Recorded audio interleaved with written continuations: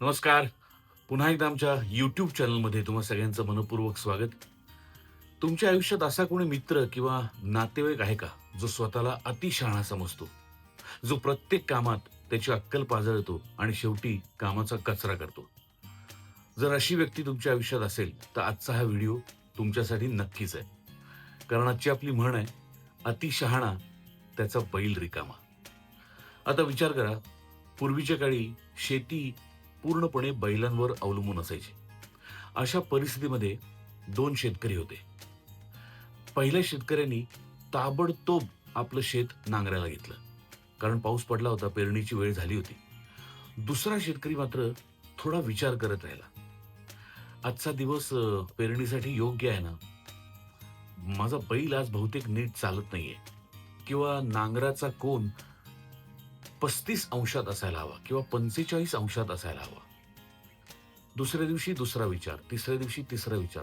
असं करत, करत, करत तो फक्त विचार करत राहिला आणि पेरणीचा हंगाम संपून गेला आणि त्या दुसऱ्या शेतकऱ्याचा बैल त्याच्या गोठ्यात पूर्ण हंगामभर रिकामा बसून राहिला.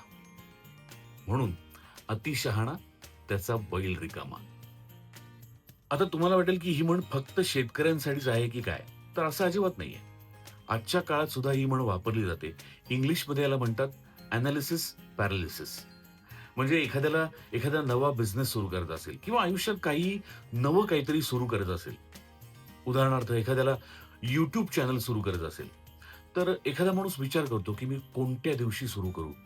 चॅनलचं नाव काय ठेवू? माझा लोगो कसा असेल? त्याचा रंग कसा असेल? मी कोणत्या कॅमेऱ्यावर शूट करू? माझं एडिटिंग सॉफ्टवेअर कोणतं असेल?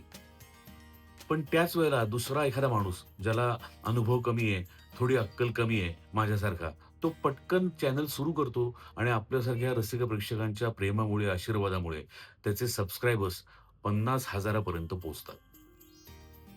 मित्रांनो, म्हणजे या म्हणीचा अर्थ असा आहे का, की आपण विचार करूच नये? तर अजिबात नाही. गरजेपेक्षा जास्त विचार करू नये.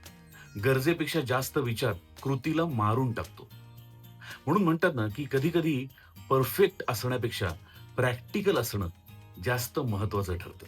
तर मग तुमच्या त्या अतिशहाण्या नातेवाईकाला किंवा मित्राला हा व्हिडिओ ताबडतोब पाठवा आणि तुम्हाला व्हिडिओ आवडला असेल तर लाईक करा, सबस्क्राईब करा आणि शेअर सुद्धा करा.